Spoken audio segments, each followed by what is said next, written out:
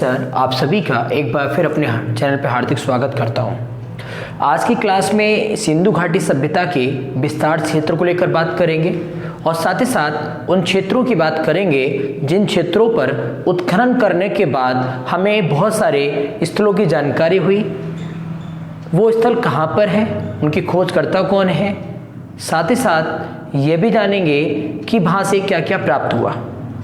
तो इसी बात को लेकर हम लोग बढ़ते हैं इसके सीमा विस्तार को लेकर कि ये जो सभ्यता सिंधु घाटी सभ्यता थी, ये सभ्यता एक्चुअली में कहाँ से कहाँ तक पनप रही थी, कहाँ से कहाँ तक फैली हुई थी।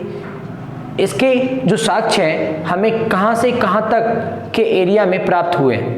चलिए इसी बात को समझते हैं आज के लेक्चर में। तो आज हम बात करें इसके क्षेत्र विस्तार की, सीमा विस्तार की। तो आपको बता दूं मैं, ये जो सिंधु घाटी सभ्यता है वो कोई छोटी मोटी सभ्यता नहीं थी भाई। आप उस समय की मिस्र सभ्यता, मेसोपोटामिया सभ्यता, इराक की सभ्यता, उन सब सभ्यताओं को अगर इकट्ठा मिला भी देंगे ना तो ये उससे भी बड़ी सभ्यता थी सिंधु घाटी सभ्यता। ठीक है, ये सभ्यता लगभग 13 लाख वर्ग किलोमीटर के क्षेत्रफल में फैली हुई थी। ठीक है, कितना? 13 लाख वर्ग किलोमीटर के क्षेत्र में, जिसका कंपटीशन एग्जाम की दृष्टि से ये चीज काफी इंपॉर्टेंट हो जाती है। पूछ लेते हैं कि पूर्व में कहां तक, पश्चिम में कहां तक, उत्तर में कहां तक और दक्षिण में कहां तक। तो आपको बता दूं मैं, पूर्वी क्षेत्र में आप चले जाएं तो आलमगीरपुर पड़ता है उत्तर प्रदेश में, हिंडन नदी के पास। आलमगीरपुर उत्तर प्रदेश में हिंडन नदी के आसपास है। ये जगह मेरठ में लगती है उत्तर प्रदेश के। तो यहां पर पूर्वी क्षेत्र में यहां तक इसके साक्ष्य मिले हैं इस सभ्यता से जुड़े हुए। और पश्चिम में आ जाए तो पश्चिम में जगह है सुतका गेडोर। सुतका गेडोर ये बलूचिस्तान में पड़ती है, दास्क नदी के पास। ठीक है, सुतका गेडोर बलूचिस्तान में दास्क नदी के पास। तो यहां तक हमने इस सभ्यता के साक्ष्य या स्थलों की खुदाई करके चीजें प्राप्त की है। वहीं हम बात करें उत्तर में, तो उत्तर में एक जगह है मांदा, जो कि चिनाब नदी के पास में। कहां पर है? चिनाब नदी के पास में, जो जम्मू कश्मीर का इलाका लगता है। तो जम्मू कश्मीर एक चिनाब नदी है, वहां पर एक स्थल है मांदा, जहां तक हमें सभ्यता के बारे में जानकारी के पुख्ता सबूत मिलते हैं। वहीं पर आप दक्षिण में चले जाएं तो दक्षिण में जगह है, दक्षिण क्षेत्र में चले जाएं तो जगह है दाइमाबाद। दाइमाबाद कहाँ लगता है? महाराष्ट्र में। कौन सी नदी के पास में? गोदावरी नदी के पास में। तो जो दाइमाबाद है ये जो महाराष्ट्र के इलाके में गोदावरी नदी के पास में, यहाँ से भी कई प्रकार के साक्ष्य उपलब्ध हुए हैं, जिससे ये पता चल पाया है कि उस समय की जो सिंधु घाटी सभ्यता है ये त्रिभुजाकार शेप में, आप देख रहे हैं त्रिभुजाकार आकार में, पूरब से पश्चिम और उत्तर से दक्षिण, मतलब 13 लाख वर्ग किलोमीटर में फैली हुई एक सभ्यता थी, जिसकी पूरब से पश्चिम में अगर हम इसकी क्षेत्र विस्तार की बात करें तो 1600 किलोमीटर के एरिया में, पूरब से पश्चिम 1600 किलोमीटर एरिया में है, और उत्तर से दक्षिण 1100 किलोमीटर के एरिया में ये सभ्यता फैली हुई थी। यहाँ पर सिंधु घाटी सभ्यता के लोग रहते थे, उनके निवास स्थल थे, उनसे वो व्यापार अपने वगैरह किया करते थे, अपने अनाज वनाज को उगाया करते थे। ये सभी सभ्यताएं इस क्षेत्र में फैली होंगी। आपको बता दूं मैं, सिंधु घाटी जो स्थल है, अब तक सिंधु घाटी सभ्यता से जुड़े हुए लगभग 2800 स्थलों की जानकारी मौजूदा समय में प्राप्त हो चुकी है, जिसमें से भाई हजारों स्थलों की जो जानकारी है वो हमें केवल भारत से ही प्राप्त हो जाती है। कुछ स्थल पाकिस्तान से प्राप्त हुए तो कुछ स्थल बलूचिस्तान से प्राप्त हुए। मतलब आप समझ सकते हैं कि उस समय बलूचिस्तान, पाकिस्तान और हमारा भारत में मैंने आपको बताया, पूरब में उत्तर प्रदेश और पश्चिम में आप बलूचिस्तान चले जाइए, उत्तर में आप जम्मू कश्मीर चले जाइए और दक्षिण में आप चले जाइए महाराष्ट्र। यहाँ तक यहाँ पर साक्ष्य उपलब्ध हुए हैं इस सभ्यता के बारे में, जो इस सभ्यता के होने की पुख्ता जानकारी देते हैं, और थोड़े बहुत नहीं, लगभग 2800 स्थल प्राप्त हुए हैं, जिनमें राखीगढ़ी, कालीबंगा, सुतका गेडोर, लोथल, रंगपुर, है ना, ऐसे धौलावीरा, आपका हड़प्पा, मोहनजोदड़ो, ऐसे अनेकों अनेक स्थल हैं। ठीक है, तो उन स्थलों में से कुछ मुख्य स्थलों की जानकारी हम लोग आज की क्लास में रखेंगे। साथ ही साथ दोस्तों मैं आपको बता दूं, ये चीज आप बहुत अच्छे से याद कर लीजिएगा कि पूरब में इसका सीमा विस्तार कहां तक था, पश्चिम में कहां तक था, उत्तर में कहां तक था और दक्षिण में कहां तक था, क्योंकि कंपटीशन में पूछ लिया करते हैं कि पूरब में ये सभ्यता कहां तक फैली हुई थी, तो आपको पता होना चाहिए आलमगीरपुर। आलमगीरपुर कहां पड़ता है? यूपी में पड़ता है, और यूपी में किस नदी के किनारे? हिंड नदी के किनारे। इसी तरह से आप पश्चिम का याद रख लीजिए, इसी तरह से आप उत्तर का याद रख लीजिएगा, इसी तरह से आप दक्षिण का याद रख लीजिएगा। इसी क्रम को मैं आपको आगे बढ़ाते हुए आपको जो भी प्रमुख स्थल है, जिस नदी के किनारे वो स्थल खोजे गए, उनके खोजकर्ता कौन थे, किस वर्ष में खुदाई हुई या उत्खनन हुआ, और वहां से क्या क्या चीजें प्राप्त हुई, इनके बारे में जानकारी देने से पहले मैं आपको बता दूं, ये जो इतनी बड़ी और इतनी विस्तारित सभ्यता थी, इसके पतन होने का, इसके समाप्त होने का क्या कारण रहा होगा, ये सभ्यता कैसे खत्म हुई होगी, क्या रीजंस बने होंगे, उन रीजंस को हम समझेंगे इन कुछ विदेशी और हमारे खुद के देश के जो विद्वान इतिहासकार रहे हैं उनके माध्यम से किए गए रिसर्च के आधार पर। तो इसमें भी जो विदेशी विभेद है और देश के कई सारे जो विद्वान इतिहासकार हैं उनमें आपस में विभेद मचे हुए हैं।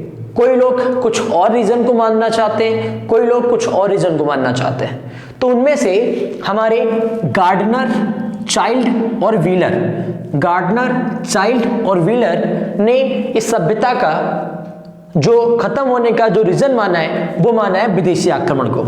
इनके हिसाब से बाहरी क्षेत्र के कुछ लोग इस सभ्यता में आ गए होंगे, जिनमें खास तौर पे आर्यों को माना है, क्योंकि आपको पता है सिंधु घाटी सभ्यता के बाद 200-250 साल के आता पता नहीं रहता कि कौन सभ्यता थी कौन नहीं थी, उसके बाद आर्यों के आने का एक जानकारी हमारे इतिहास में मिलती है। तो उन्होंने ये मान लिया कि कहीं ना कहीं बाहरी क्षेत्र के कुछ लोग और आर्य लोग आए होंगे और इस सभ्यता के, सिंधु घाटी सभ्यता में जो भी लोग रह रहे होंगे उन सबको मार दिया होगा, वहां की सभ्यता को तहस नहस कर दिया होगा और सब समाप्त करने के बाद वो यहाँ पर बसना शुरू कर दिया होगा। मतलब उनका एक ये मानना है कि उन्होंने इस सभ्यता के खत्म होने के पीछे विदेशी आक्रमण का हाथ माना है।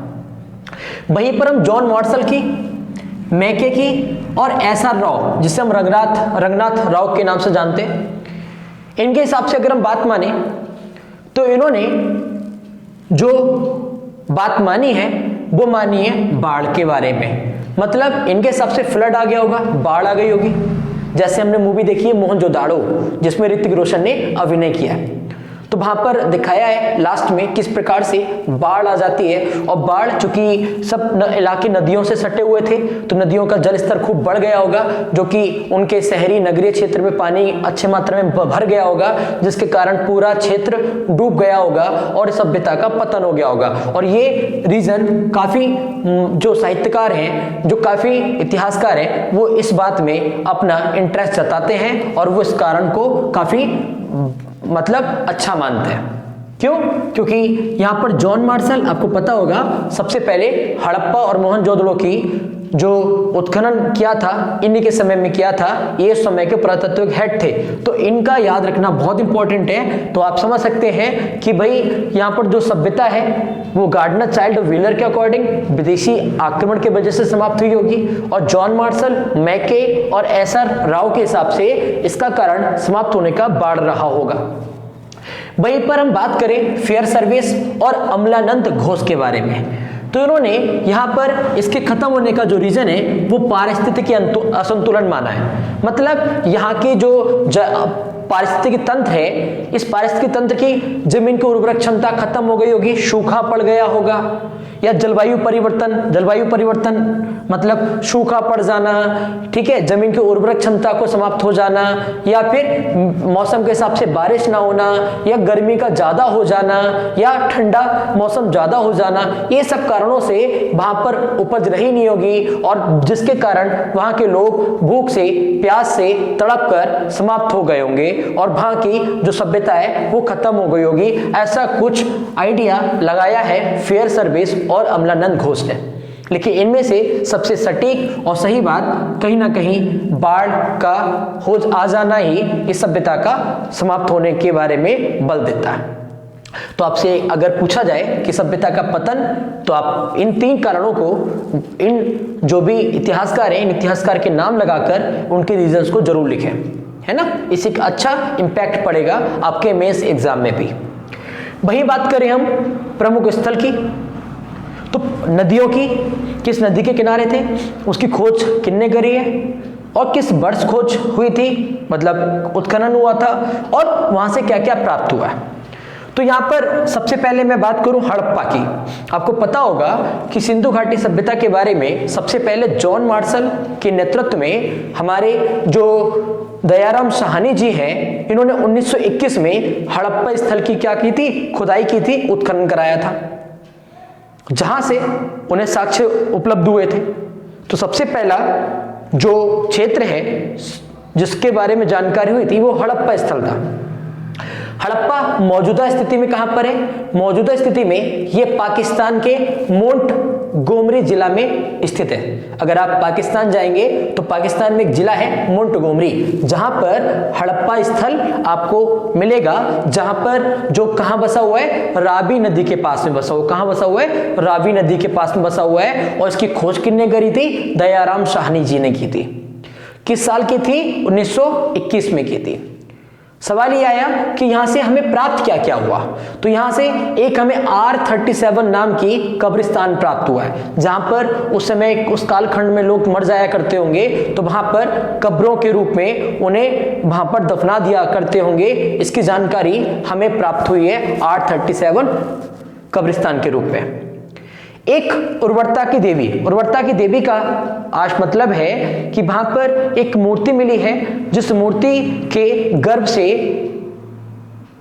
पेड़ अर्थात पादप के उगने की जानकारी देखने को मिलती है। मतलब एक गर्भ से एक पेड़ उग रहा है, ऐसी एक मूर्ति प्राप्त हुई है, जिससे आइडिया लगाया है कि वहां के उस कालखंड के लोग उर्वरक देवी की पूजा करते होंगे, है ना। तो उर्वरता की देवी का साक्ष्य उपलब्ध हुआ। साथ ही साथ अन्नागार, अन्नागार का मतलब है सॉरी, जैसे मैं आपसे कहूं कि इमरजेंसी केस में वहां पर जो भी अनाज है, जैसे कभी अचानक सूखा पड़ जाए, कभी ओला गिर जाए, बारिश हो जाए, खाद्यान्न की समस्या हो जाए, तो उसके लिए इमरजेंसी के व्यवस्था को बनाए रखने के लिए वहां के जो भी सभ्यता थी, उस सभ्यता में एक बड़ा सा अन्नागार देखने को मिला है, जहां पर अनाज के भंडार एकत्रित करके इमरजेंसी के लिए रखे जाते होंगे। तो एक अन्नागार की जानकारी भी हमें हड़प्पा स्थल से प्राप्त हुई है। साथ ही साथ वहां के लोग नाप तोल का ज्ञान रखते थे, चीजों को मापना जानते थे, और उसकी जानकारी मिली है सीपी का पैमाना। एक सीपी पदार्थ है, उस पदार्थ से एक पैमाना तैयार था जो वहां से प्राप्त हुआ है। साथ ही साथ हड़प्पा स्थल से जो श्रमिक लोग हैं, उन श्रमिक लोगों के आवास मतलब घर, मकान के कुछ साक्ष्य उपलब्ध हुए, जैसे ईंटों का प्राप्त होना या घर में बनाने में जो भी सामग्री लगती है उन सामग्रियों का प्राप्त होना। और ये निम्न श्रेणी के मकान थे, इसीलिए इसको श्रमिकों के आवास के रूप में चिन्हित किया गया। साथ ही साथ सजने संवरने के लिए, जैसे हम लोग आजकल शीशा देखते हैं, मिरर देखते हैं, वैसे ही उस समय भी मिरर मिला है। और जो कांस मतलब आप जानते हैं कॉपर और टिन को मिलाकर बनता है कांसा, और ये कांस युगीन सभ्यता थी, इसीलिए कांसे में निर्मित एक जड़ा हुआ एक दर्पण था, एक शीशा था, जिसका इस्तेमाल वो सजने धजने के लिए करते होंगे, अपने आप को, अपना फेस देखने के लिए करते होंगे। साथ ही साथ वहां से एक स्वास्तिक मिला है, स्वास्तिक जो कि हमारे धार्मिक प्रतीक को दर्शाता है। इस तरह से स्वास्तिक और चक्र, चक्र जो कि आपने देखा है, स्वास्तिक जो कि अपने धर्म कांड को बताता है और चक्र जो कि विष्णु भगवान के है ना छल उंगली में पड़ा है और जो घूमता रहता है। तो ये जो चक्र है और जो स्वास्तिक है, इसके भी प्रमाण वहां से हड़प्पा स्थल से प्राप्त हुए हैं। तो उसको याद कैसे रखेंगे दोस्तों? याद रखने के लिए आप तरीका कुछ मैंने प्रयास किया है, आप याद रख सकते हैं। आप याद रख लीजिएगा कि मान लो रवि का क्या हुआ, सब कुछ हड़प लिया गया, रवि का सब कुछ हड़प लिया गया। इससे याद रहेगा हड़प्पा किस नदी के किनारे है? रवि के किनारे। हड़प लिया गया सब कुछ किसका? रवि का। और जब हड़पा गया तो बिल्कुल दया तक नहीं आई किसी को भी, है ना। जब रवि का सब कुछ हड़प लिया गया तो रवि पर किसी को दया भी नहीं आई। जब दया नहीं आई तो बेचारा वो मर गया। मर गया तो उसकी क्या बनी? कब्र बनी। क्या बनी? उसे कब्रिस्तान में दफना दिया। अब कब्रिस्तान में दफना दिया, अब दफनाने से क्या हुआ? मिट्टी की उर्वरक क्षमता बढ़ी। क्या बढ़ी? उर्वरक क्षमता। तो मिट्टी की बढ़ गई उर्वरता, उर्वरक क्षमता बढ़ गई। जब मिट्टी की उर्वरक क्षमता बढ़ गई तो उससे अनाज ज्यादा उगेगा। क्या उगेगा? अनाज ज्यादा उगेगा, तो ज्यादा अनाज होगा। अब उस अनाज को बेचने के लिए कुछ नाप तोल की चीजें चाहिए, तो एक पैमाना था। काय का पैमाना? सीपी का। तो पैमाने का इस्तेमाल किया गया होगा, है ना। अब पैमाने का इस्तेमाल कर करके उस अनाज को बेचा गया होगा और इससे क्या हुआ होगा? इससे बहुत सारा पैसा आया होगा, जिससे उन्होंने अपने अपने क्या बनवाए होंगे? आवास बनवाए होंगे, अपने घर बनवाए होंगे। और उस घर में क्या लगवाया होगा? शीशा लगवाया होगा, जिससे सुबह सुबह आराम से तैयार होकर सज धज के जा सके। अब चूंकि घर इतना बढ़िया बनाया है, उसमें शीशा भी लगाया है, दर्पण भी लगाया है, तो फिर उस घर को नजर ना लग जाए, इसलिए उस पर स्वास्तिक और चक्र का निशान लगवा दिया है। जैसे हम लोग है ना नजर ना लग जाए उसलिए नजरोटा लगवा देते ना, या जूता उतर टांग देते, ऐसे ही समझ जाओ कि उन्होंने स्वास्तिक और चक्र लगवा दिया, जिससे घर को नजर ना लग जाए। कैसे याद रखेंगे? फिर से सुनिए। हड़प लिया सब कुछ किसका? रवि का। ठीक है। और दया भी नहीं आई। ठीक है, दया भी नहीं आई। ठीक। अब क्या हुआ कि अब वो बेचारा मर गया तो कहां पे गया? कब्रिस्तान में दफना दिया। कब्रिस्तान में दफनाया तो कब्रिस्तान में दफनाने के बाद अब जमीन की क्या बढ़ गई? उर्वरक क्षमता। तो आप याद रखेंगे उर्वरता की देवी। और जब उर्वरक क्षमता बढ़ गई तभी क्या हुआ? अनाज ज्यादा उगेगा, उससे याद रहेगा अन्नागार। अनाज इतना होगा कि नापने तोलने की जरूरत पड़ गई, तो हमने क्या इस्तेमाल किया? पैमाना, सीपी का पैमाना। और जब हमने उसको माप लिया, मेजर कर लिया, तब अब पैसा ज्यादा आने लगा, तो हमने उसका आवास बनाया। आवास मतलब घर, श्रमिकों का आवास। ठीक है। और जब आवास बनाया हमने, तो आवास बनाने के बाद उस आवास में एक सुंदर सा दर्पण लगाया हमने, जिससे हम तैयार होकर जा सके। तो कांस्य दर्पण। और मकान में नजर न लग जाए इसलिए उसमें स्वास्तिक और स्वास्तिक के साथ साथ चक्र का मतलब एक चक्र भी और स्वास्तिक बनाकर टांग दिया, जिससे घर को नजर ना लग जाए। इस तरह से आप इसको याद रख सकते हैं। ठीक है। इसे याद रहेगा कि हाँ, कंफ्यूजन नहीं होगी कि हड़प्पा सभ्यता में कौन कौन सी वस्तुएं प्राप्त हुई है। वहीं पर बात करें हम मोहनजोदड़ो की, तो मोहनजोदड़ो की बात करें, ये सिंध प्रांत जो कि पाकिस्तान में है, पाकिस्तान के सिंध प्रांत का एक जिला है लरकाना जिला।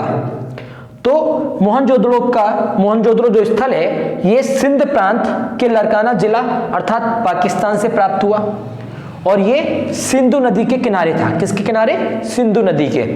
मोहनजोदड़ो को दोस्तों मृतकों का टीला भी कहते हैं। क्या कहते हैं? मृतकों का टीला।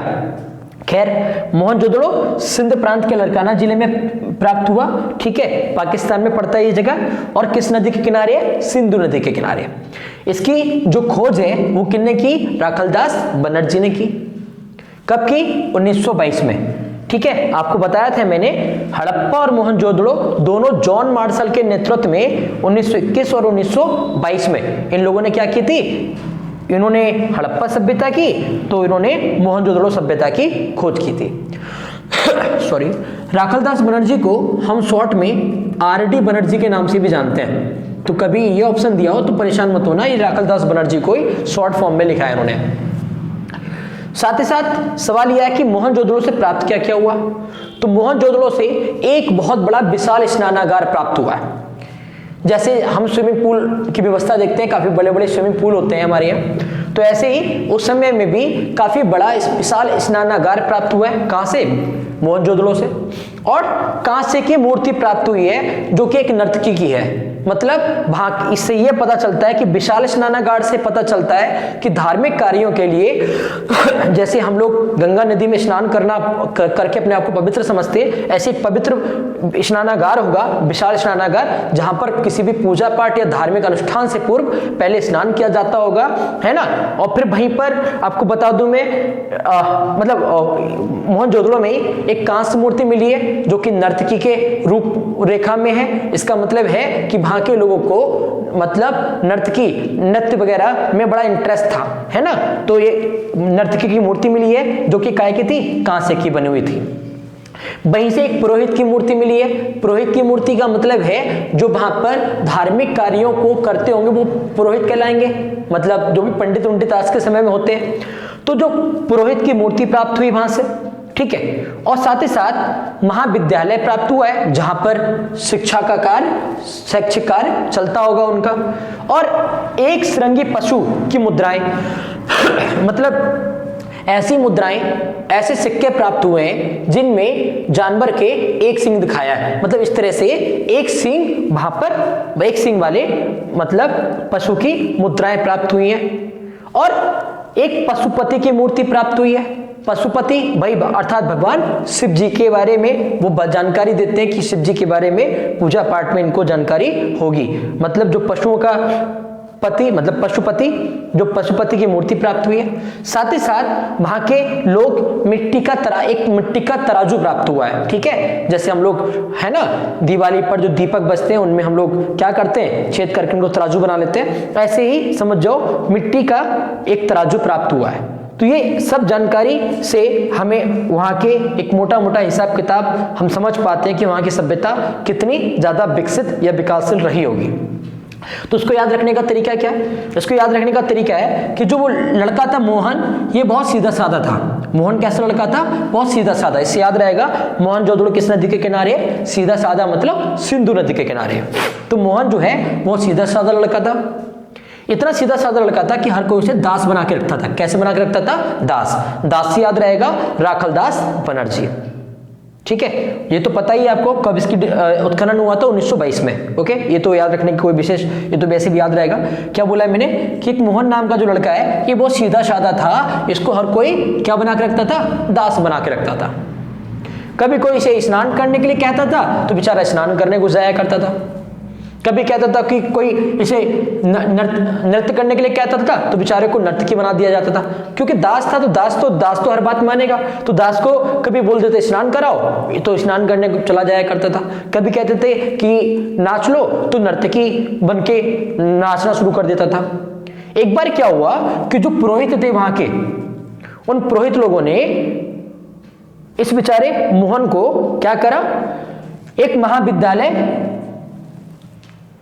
से लेकर जा रहे थे। महाविद्यालय में लेकर गए, एक विद्यालय में, एक स्कूल में लेकर गए।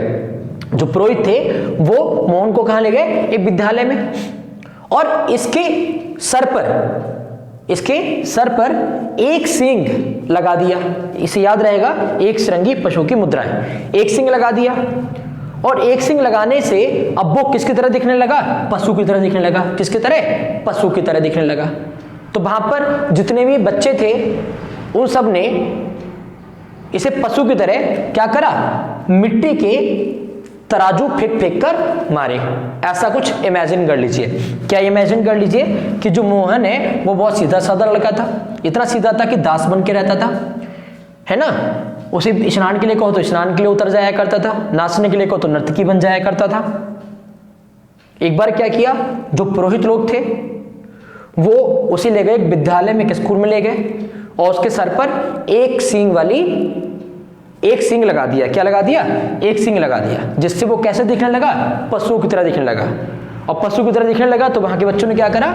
मिट्टी के तराजू से उसको खूब फेंक कर उसे मारा, ठीक है। तो इस तरह से आप याद रख सकते हैं कि भाई विशाल स्नानागार, फिर कांसे की जो मूर्ति है नर्तकी के रूप में, फिर पुरोहित का आप याद रख सकते हैं, पुरोहित की मूर्ति। फिर पुरोहित ने क्या करा? आप समझ सकते हैं पुरोहित ने उसे स्कूल ले गए, मतलब महाविद्यालय की जानकारी भी हमें वहीं से मिली है। फिर महाविद्यालय में क्या करा, एक श्रृंगी पशु मतलब एक सिंह लगा दिया, फिर उससे वो पशु चित्र दिखने लगा मतलब पशुपति की मूर्ति, और फिर मिट्टी का तराजू। इस तरह से आप याद रख सकते हैं यहाँ के क्षेत्र विस्तार, सीमा विस्तार को लेकर, और सभ्यता का पतन का कारण क्या रहा होगा, और साथ ही साथ मुख्य जो प्रमुख स्थल हैं जिनमें हड़प्पा और मोहनजोदड़ो की बात मैंने आपसे की है। 12 प्रमुख स्थल मैं आपको नेक्स्ट वीडियो में प्रोवाइड कराऊंगा, जिसमें धौलावीरा, चन्नूदड़ो, रंगपुर, ठीक है, आपके इस तरह के काफी इंपॉर्टेंट स्थल जो कंपटीशन में सीधे सीधे पूछ लिए जाते हैं, वो मैं आपको नेक्स्ट वीडियो में प्रोवाइड कराऊंगा। अभी के लिए आप सभी का बहुत बहुत धन्यवाद, शुक्रिया।